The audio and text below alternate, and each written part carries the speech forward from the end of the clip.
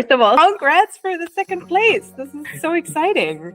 Thank you. I really appreciate it. It was really, really fun, and I'm really honored to be able to get second place. Ooh, nice. This looks beautiful. It says runner-up. Yeah, it's gorgeous. It's like a teal, purple, blue, and it sparkles in the sunlight. When they gave it to me, I was like, "Oh, thank you!" And then I held it. I was like, "Oh no," because Chinese luggage, you pay by kilo. So I was holding it, going, "This is gonna be expensive to bring back home." Well, how many competitions have you actually already participated in? 2. So I've only done 2 in my whole life, and they were very, very different. The first one was the King and Queen of the Seas pageant, which was it's more of like speaking and talking and showing who you are, and as well as demonstrating a little bit of performance and things like that. But we didn't really get to swim. I mean, the majority of time that we were in the competition, we were on 2 legs. And then when we did get to swim, it was in about maybe 1 meter or 1 or 2 or 1.5 meters of water for 2 minutes. That was it. Like that's the most swimming we did in that competition. And I wasn't entirely sure how I won that one, just because they didn't tell us the scores we were doing. They didn't tell us anything. It just like when the time came to crown someone, I was like, and it was me. I was like, okay, crazy. But I guess it was more of like a judging like a leader in the community. And this one was totally different. This is just swimming, no talking, no nothing. The only thing that was being scored was when we would dive into the water and perform. So it was totally just based on swimming, skill, athleticism, tricks, things like that, which was a totally different thing than I had ever done in my life. But thankfully, I think the biggest part of my mermaiding journey is athleticism and is the performance underwater, which is why I was very sad when we did the competition of King and Queen of the Seas. We didn't get to do more of that because that's where I feel like I'm the strongest, at least. But that's not the case, because I ended up going to China, and China's another world when it comes to mermaiding. I have never seen a level so high as the Chinese level of mermaiding. China itself, for the last couple of years, because of the pandemic, has shut itself off, right? Its borders have been cut off to the rest of the world.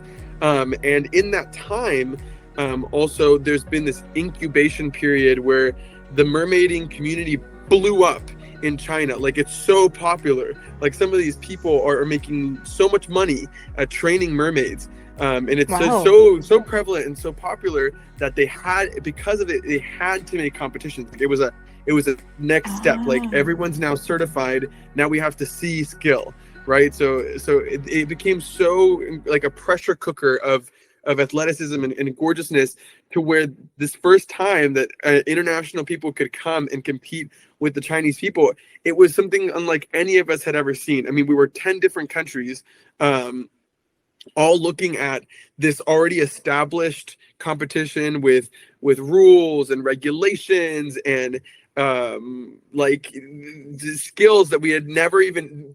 There were bubble tricks that I didn't even know could be possible. Like, this guy had a sword in the water, and he like blew bubbles up the sword and then went, and then this rainbow of bubbles just came. I was like, because the bubbles went all the way up, and then he just flicked it, and it was like a cast. Like, I can't wait to do that skill, because it was gorgeous. And then there was 3 main categories that the Chinese were competing in. It was best merman, best mermaid, and then group. Because there was these like group synchronized swims where mermaids would swim up in perfect synchronicity and do like tricks around each other in groups of 4, and like it was, oh my god, just so pretty, just to witness and see all this stuff. And then the 4th category, the newest one this year, was the international category.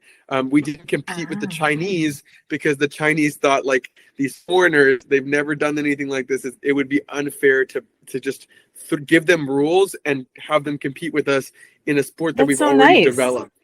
Yeah.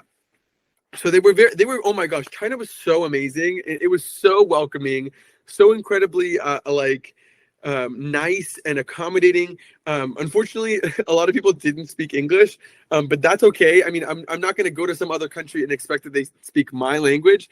In essence, I should have learned Chinese, because like that would have been, but I never thought I would go to China until the opportunity came to me. So I was like, wow, okay, I guess China is the next thing on my list.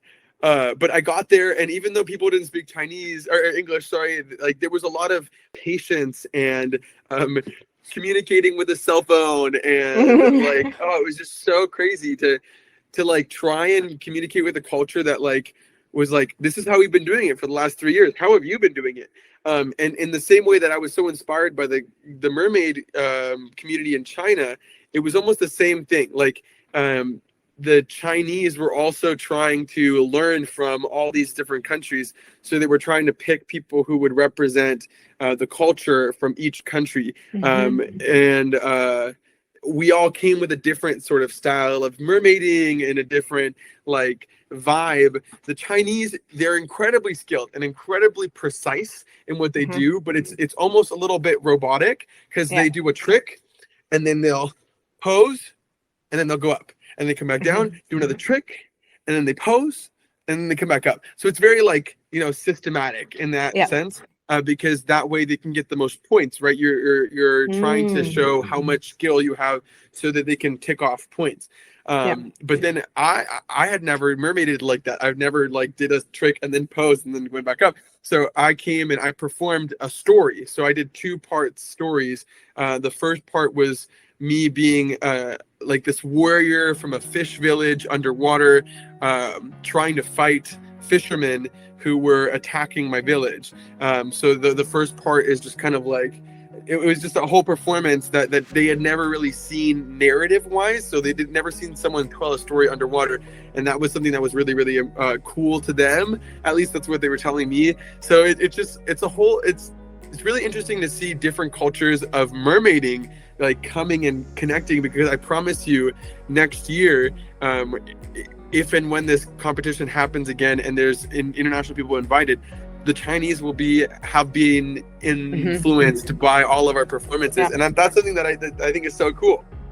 But it stands to show that I didn't get first place, because there is some incredible talent out there in the mermaid community.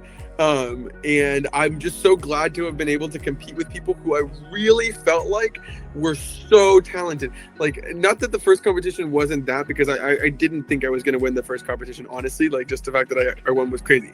But at least in that sense, I felt like I had a good chance. When I got to this competition, it was incredible just to see everyone's skill. Like, these were people who were considered some of the best in their respective countries. So to have them all come here and compete together, I was like, oh my God, this is going to be crazy. There was 2 rounds of competition, the first of which I got second place, which was awesome. I was like, wow, I can't believe it. And the second final round, I also got second place. Actually, what was funny was that in the preliminary and the final round, first place, second place, and third place just stayed like the same, which was interesting. But the first place competitor blew me out of the water both times. His name is Afa Zhang, and he is insane. He's from Taiwan.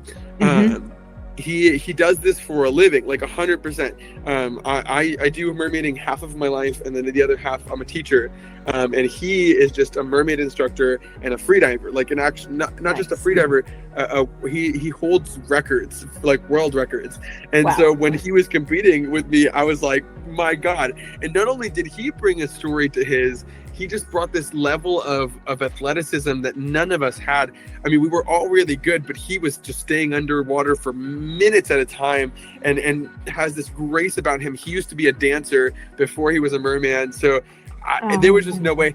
But it wasn't something that I felt bad about, because I was like, yes, of course, you deserve this. You spend so much time and energy in this craft, and it's so beautiful to see you work. Not to mention his costumes were different both times. He had 2 different complete stories. Mine was one continuous one, and it was like, oh, it was so cool to see. And to be, if I had to lose to somebody, it would have been to him. Nice. And then the third place winner as well, Korea, was incredibly skilled. The first time I saw her underwater, I was like, whoa, crazy. And the first round I beat her by a lot, but the second round I beat her by 1 point, like literally one. So she advanced an incredible amount. And what was funny was when she first met me, she was like, oh my God, you're Mermaid Andy, you're the king of the seas. And then by the final round, I was like, her name is Sarah. I was like, Sarah, I'm not better than you. Like, that was 1 point. Like, we're the same. And it was just great to be able to interact with all these amazing people.